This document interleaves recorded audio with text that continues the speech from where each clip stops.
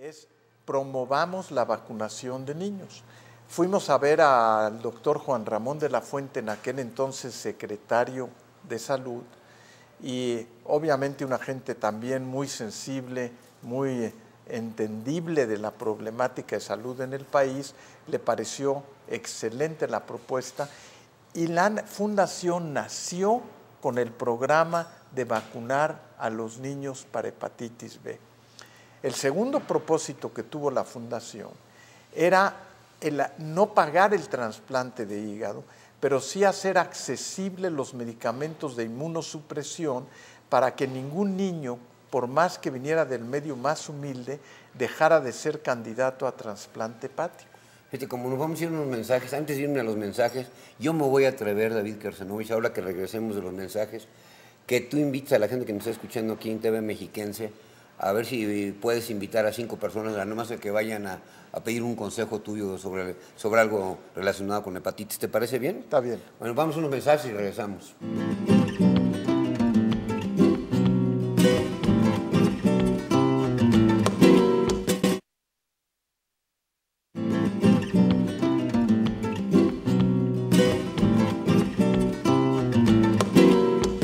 Pues continuamos hablando con este gran doctor mexicano, David Kersenovich, que es una autoridad mundial, hablando de las enfermedades hepáticas, y él estaba hablando de la Fundación Mexicana para las Enfermedades Hepáticas. Me gustaría que profundizaras algo de ello, y aparte que les dijeras a la gente que nos ven, pues alguna sorpresa cuando se metan a la página que va a aparecer ahí en su monitor. Ok. A ver, primero vale la pena aclarar que cuando la fundación nace se llama Fundación para las Enfermedades Hepáticas. Sin embargo, al desarrollo de los años nos dimos cuenta que el objetivo principal no es atender la pura enfermedad hepática, sino que lo que necesitamos es propiciar la salud del hígado.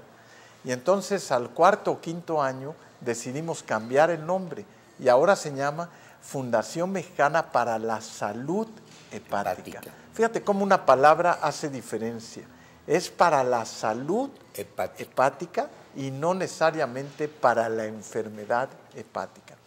Porque las hepatitis tú las puedes prevenir si conoces factores de riesgo. O sea, hay muchas enfermedades que puedes prevenir y yo creo que el país tiene que migrar de una cultura de nada más atender las enfermedades a una cultura de prevenir las enfermedades. Pero los factores de riesgo, sí me gustaría que andaras, ¿cuáles son los factores de riesgo? Mira, factores de riesgo son, por ejemplo, exposición a productos sanguíneos. O sea, si te vas a poner una transfusión, pues asegurarte que la necesitas y que la sangre está bien revisada, que toda se revisa, pero hay que estar seguros. No usar agujas que no sean desechables.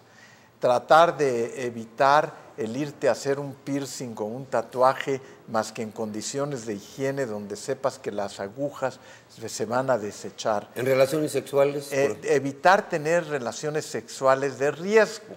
Y cuando hablo de riesgo me refiero a relaciones múltiples, sí, relaciones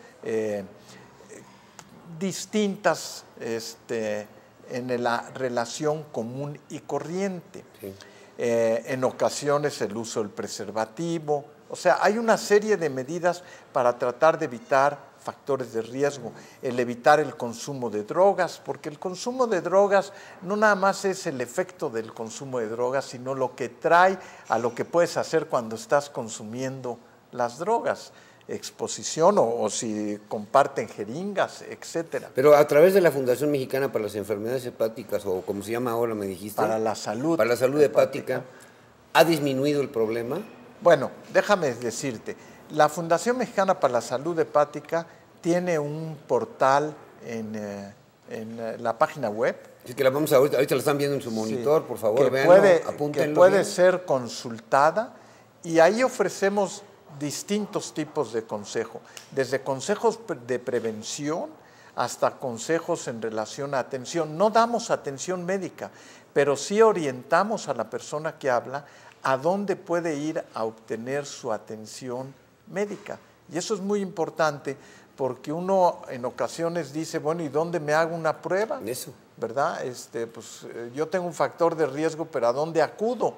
Entonces les orientamos a dónde puede acudir a hacerse la prueba, qué tipo de prueba se puede hacer, y luego el que ya está enfermo, pues también le damos una serie de orientaciones a dónde puede acudir, cómo hacerle, porque ese es parte del proceso de educación, porque muchas veces pues tú dices, yo tengo un factor de riesgo y ¿qué hago?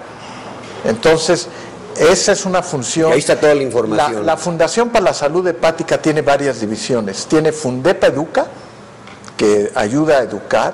Fundepa Investiga, que apoya a investigadores jóvenes de menos de 40 años a que investiguen en áreas de enfermedades hepáticas. Fundepa Transplanta, que se trata de que haya equidad en la obtención de los medicamentos inmunosupresores. Te voy a poner un ejemplo. 60% de los niños trasplantados en el Hospital Infantil de México, el hospital paga el trasplante, el gobierno paga el trasplante, se hace, pero la medicación inmunosupresora la paga la fundación. México, ¿qué lugar ocupa yo sé que ya hay mucho trasplante de hígado en México, en Guadalajara, aquí en la Ciudad de México? ¿Qué lugar ocuparía en el mundo? Pues yo diría que todavía muy bajo. Muy bajo. Muy bajo. El fenómeno de los trasplantes pasa por otro fenómeno que es la cultura de la donación de órganos. Sí, que en México es muy bajo. Y en la cultura de la donación de órganos, no nada más en que la gente quiera donar su órgano, sino las mismas autoridades en la prontitud del trámite, etcétera, todavía nos falta desarrollar en la cultura de donación de trasplantes de órganos. Yo me acuerdo cuando te entregaron tu premio de la excelencia universal, que merecidamente te lo dieron, y te lo dieron haber dado pues muchos años atrás. Pero dime una cosa, cuando se refieren a ti, ¿se refieren como hepatólogo o como gastroenterólogo? ¿Cómo me podría definir así de ti?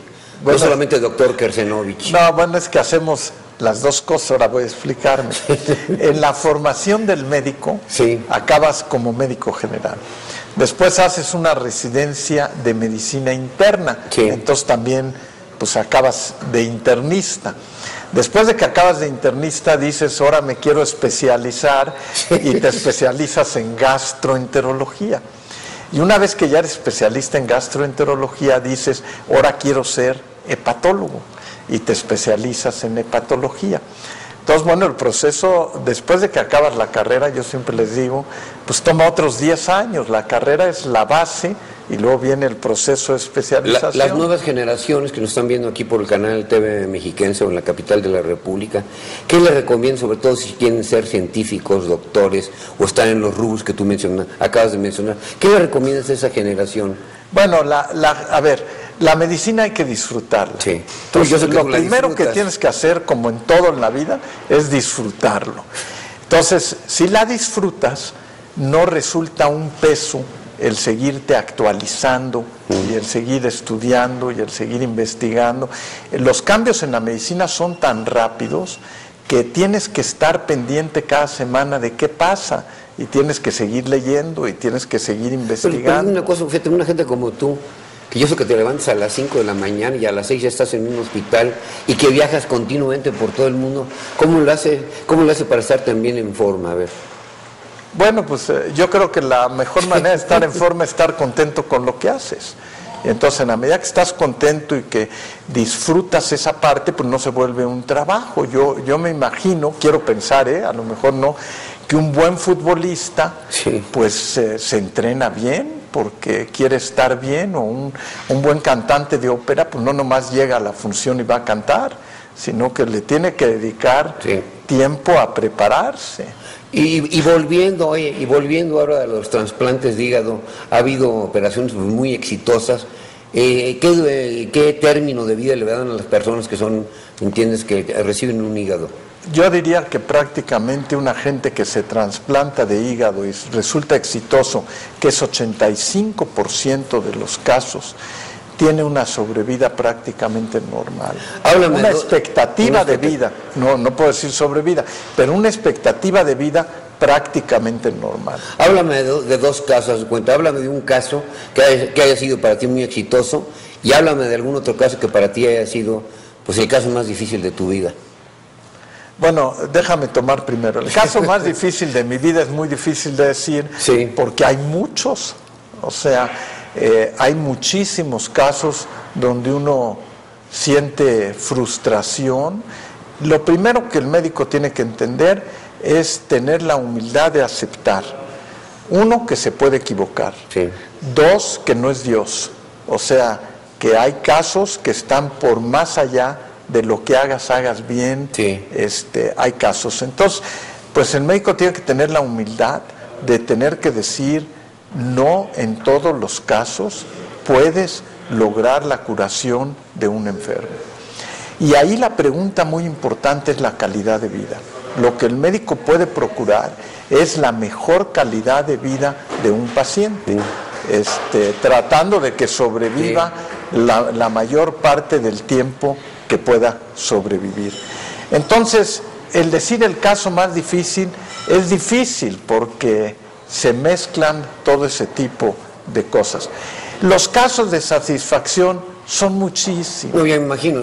Son muchísimos. Cuando cualquier enfermo, voy en el caso de hepatitis, cuando tú tienes un enfermo con una hepatitis crónica, ya declarada, y lo tratas, y ese enfermo entra en remisión, tú sientes que vale la pena ejercer la medicina, porque entonces esa persona se reintegra a su vida normal, hace su vida normal, pues es mucha satisfacción. ¿Libros que hayas escrito, David Kersenovich? Bueno, mira, he escrito algunos libros, algunos libros relacionados fundamentalmente con el tema de hepatitis, capítulos en libros. Sí. Y artículos de investigación. Tú sabes que a mí me gusta hacer investigación y pues en la medida que puedas contribuir con alguna cosa original es importante. Logros nuevos que hayan hecho, algunos nuevos descubrimientos en la medicina que se está desarrollando en México con tecnologías. Bueno, yo creo que una cosa muy importante en México que vale la pena resaltar es en el área de medicina genómica. En el área de medicina genómica México está llegando a tiempo, o sea, para fines prácticos la medicina genómica empieza en el año 2000, o sea, empieza desde antes, viene la secuenciación y viene todo, pero en el año 2000 empezamos a ver el nacimiento de la medicina genómica. Entonces estamos hablando de 11 años. Entonces México, con la creación del Instituto de Medicina Genómica, yo creo que está preparando las bases para poder mantenerse al día en los adelantos de la medicina. Si yo tuviera que resaltar un hecho importante, es ese en particular. Bueno, pues David Kersenovich, te agradece mucho que hayas venido aquí a Magazine Plus en TV Mexiquense con tu amigo Enrique Castillo Pesar. Gracias. Eres un científico muy connotado en todo el mundo. Sé que por eso te vuelvo a decir que estás en línea. Entonces acuérdense que la calidad de vida es muy importante en nuestras vidas. Y nos vamos con una frase tuya para la gente que nos está viendo. Bueno, yo creo que en la medicina es mucho mejor prevenir que enfocar el esfuerzo nada más a tratar de curar. El curar es muy importante, pero el prevenir como cultura sería mucho mejor para el país que nada más pensar en curar enfermedades. David Kersenovich, gracias. Te agradece tu tiempo, gracias por haber estado aquí en TV Mexiquense con su amigo Enrique Castillo.